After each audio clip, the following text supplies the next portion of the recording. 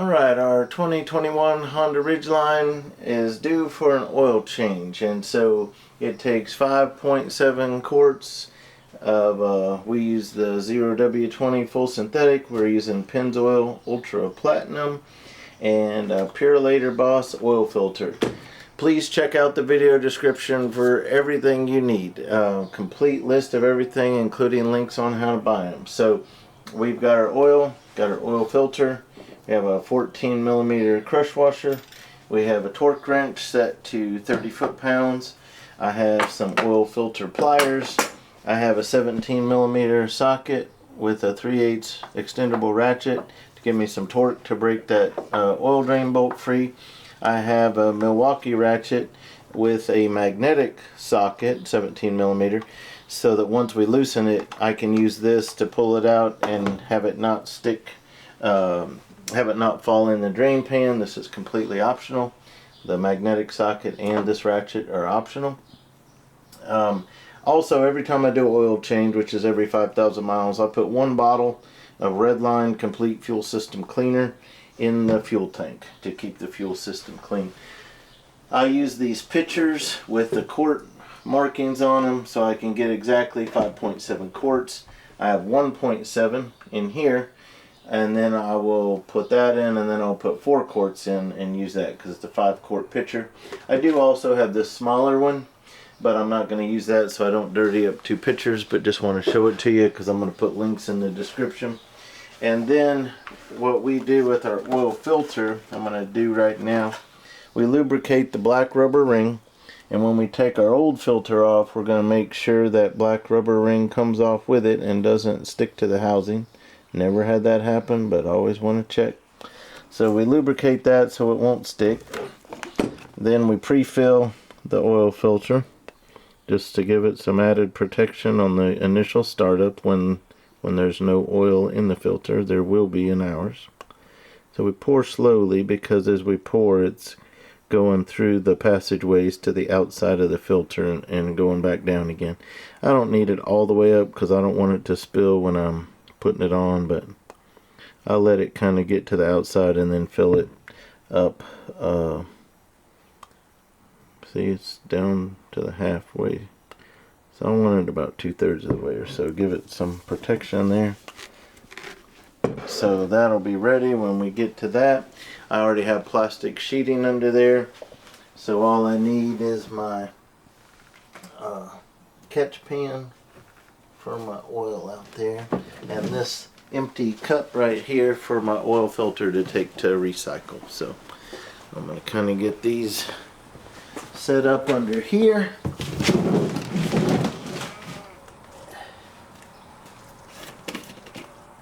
And then also, yeah, I'm gonna take off my little wrist guard while I do this so I don't get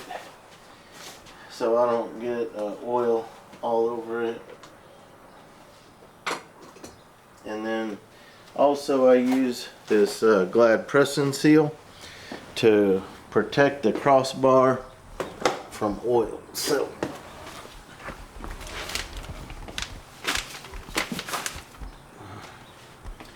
that's the first thing I'm going to do is rip me off a piece of this right here.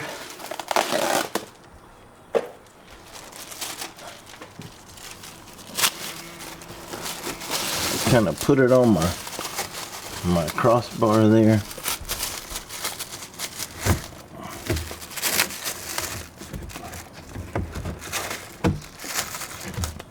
So I want to guide that down into my pan.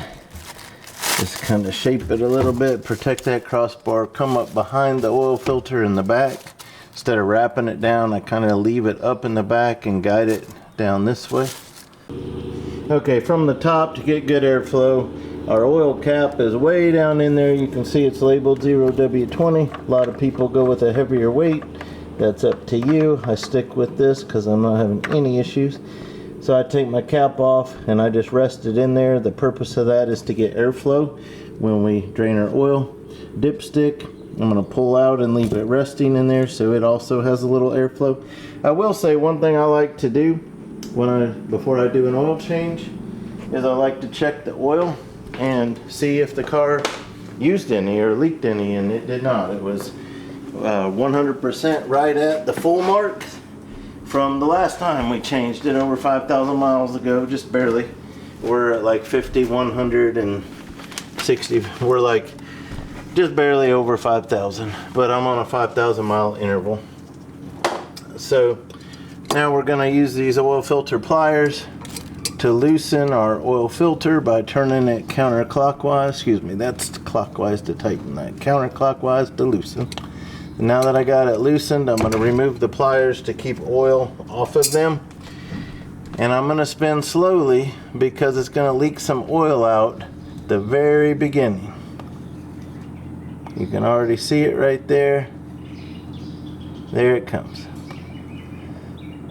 So this is only going to happen for a little bit, so I want to just kind of let it do its thing.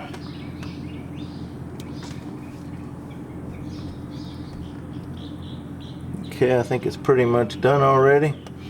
So now I'm going to slowly turn it. If I turn it fast, it could sling some of that oil. So it's not leaking anymore out the top.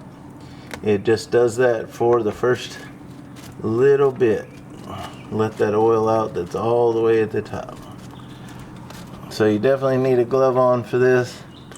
Definitely gonna have to change the glove right after we get this off. Okay, so I got that off. I'm gonna turn my oil filter over in my pan. Let it kind of drain out there for a second. I'm gonna go ahead and take out my outer glove. Got another one on underneath of it. Having trouble separating them.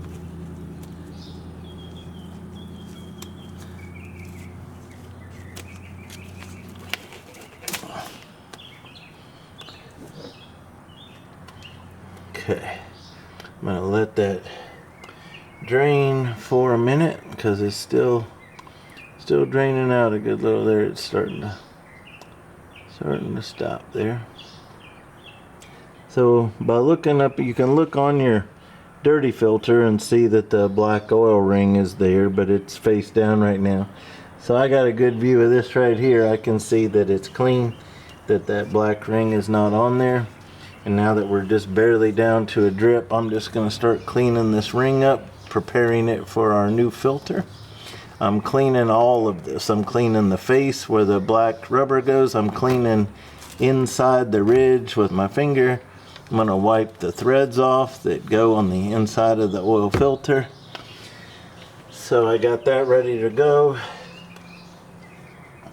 And to keep it from dripping, I'm going to go ahead and put my new filter on while that dirty pressing seal is still there. So I'm going to go ahead and get my new oil filter started on there. Got it contacting the base, so it's going to take care of that leaking. And now it's going to get my hand wiped off and give it a good hand tighten with one hand, just till it's nice and snug. So that new oil filter's on there. Now I'm going to do my best to get this pressing seal off without getting oil on our new filter up there. Just want to kind of pull it this way. Pull it right down into our pan, just like that. And for this didn't work so well this time. Oil got behind the pressing seal or dripped off of it when I was removing it, but it's not a big deal. Most of it got out of there, and it just left a little bit of mess on this bar, but got my rag here and able to just wipe that clean. So that's a pretty clean job. It kept our oil pan, which is right here. That's our oil pan. It kept that completely clean. So anyway, this is it for our oil filter. And so now we'll remove this stuff from our pan so that when we drain our oil, it doesn't hit that and reflect and deflect and start bouncing all over the place. So I'm going to clean out our pan real quick. Before we do that, we'll take our dirty oil filter and put it in here for to take to recycle. So I just drop it in there, put the lid on, and then when we take our used oil can up to Auto Parts for recycle, they have a separate 55-gallon drum where we'll just take the lid off this and dump the oil filter in it. And so you can keep your hands clean when you do that. You just take the cap off, dump it, put the cap back on, and then we just keep reusing these plastic containers. Okay, so our location, you can see our filter right here. So right under the filter we have our oil drain bolt right here to the 17mm.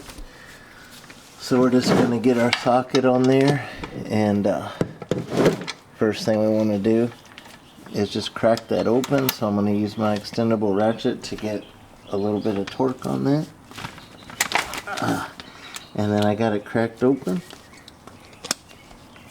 Now that I could just continue using that, but instead I'm going to use my ratchet with my magnetic socket, both optional. The reason I do this is to keep myself from getting oil all over me. So now I'll position the oil pan underneath. It's going to come out at me quite a bit when I first take it off. I want to get out of the way.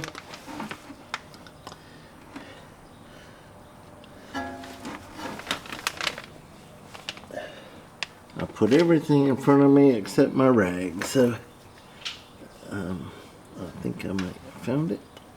So basically I just want to wipe oil off of the socket while that oil's draining, but I stayed clean. All the oil stayed in the pan except for the little bit that got on the ratchet head and the socket, which is fine. And then we want to see that on this drain bolt, see the magnetic socket holds on to the drain bolt, and there is our crush washer right there. So you always want to make sure you get that crush washer off. So we're going to set our old crush washer right here. It's going to clean off our bolt really well. I'm going to go ahead and just remove the bolt, get it dried up really nicely. And then I want to take my new crush washer, which is a 14mm. And with these crush washers, it's hard to pick up, but there's a flat machine side, which is this side, that I want going on the bolt head first. And then this other side is a rounded, and that's the part that's going to crush when we torque it down. So our bolt is right there, ready to go back on. And while we're going to give that oil just a few minutes, so while that's draining, I'm going to do a little cleanup, and I'm also doing a tire rotation that I'm not recording because I already have that on my channel. But I'll just go ahead and work on a couple other things and just give that a couple minutes. Alright, we're down to barely a drip, so I'm going to start by just by hand putting on our bolt with our new crush washer on it. Got to get it lined up where the threads will begin. Never want to use a power tool or anything to start these. You don't want to cross thread, you don't want to over tighten. So I just do it by hand all the way up till it contacts the base. And then I take my rag, clean it up, because there'll be, you know, it was dripping oil that whole time. There's no real point in cleaning it before it contacts the base because it's just going to keep coming. So just by hand is enough to get the oil to stop coming. Alright, so I got my torque wrench set to 30 foot-pounds. I got it on there.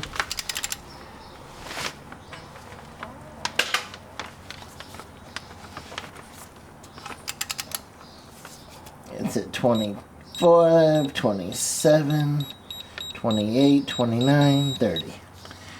Alright. I really like the easy to read display that this torque wrench has on it. Unfortunately, since I bought it, it hasn't been available, but I will, if it's available, I will put a link in the video description. The only downfall I found with this one is I have to take the 3 AAA batteries out while it's stored, or it will run those batteries down. But it does have a battery storage area in the case for the 3 AAAs to sit in. So while I'm under here, I just noticed where a little bit of the oil leaked when we did the oil filter. So I'm wiping that up. Well, everything I see, just kind of wiping it so that we don't have any drips from when we did the oil filter. I don't want any of that dripping down onto the driveway. Alright, so that completes everything from the bottom. So now all we have to do is put oil in at the top. Quick on this torque wrench, it's this YE brand. I liked it because all the other ones I found had the same exact display no matter what brand they were. And I really liked the easy to read display on this. So the AAA batteries just go in the end there, and I've just found from when I bought it that you know, the battery discharged just being stored for a short amount of time, and so that's when I learned the hard way that I had to store it without the batteries in it. But the case comes with this storage area right here, which exactly fits the 3 AAAs, so not too bad. So I just wanted to show that to you real quick. Okay, so we're going to start putting our oil in. So for that, I use this funnel. I will put links in the description to this. This works particularly well with this vehicle where the oil is really down in there.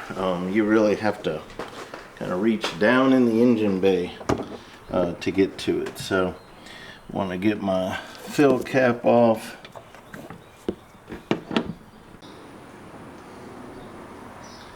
Alright, so we put in the 1.7 from the first picture, and now I've got an additional 4 quarts. So I'm going to put that in.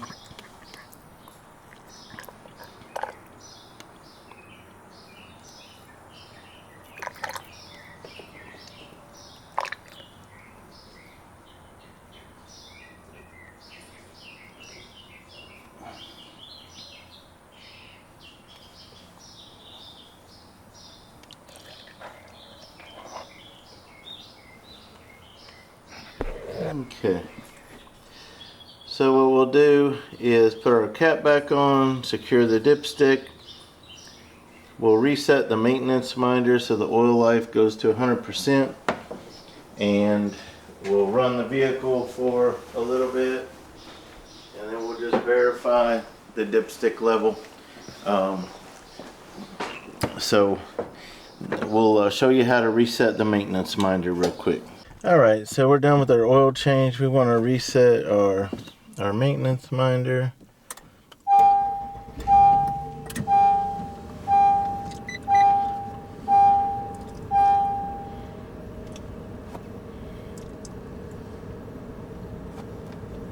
Recording started. I'm going to go to settings. I want to go to, it's trying to connect to my phone. I want to go to vehicle. I want to scroll all the way down to maintenance. It's the last one, maintenance info. Oil life 50%. I want to reset. Would you like to reset information? Reset. Okay. So I can hit that again if I want to see it at oil life 100%. You probably know this, but over here on your when you scroll through your information right here, you're gonna see the oil life at 100%, so you can see that anytime. Also your tire pressure shows up there. Alright, thank you for watching.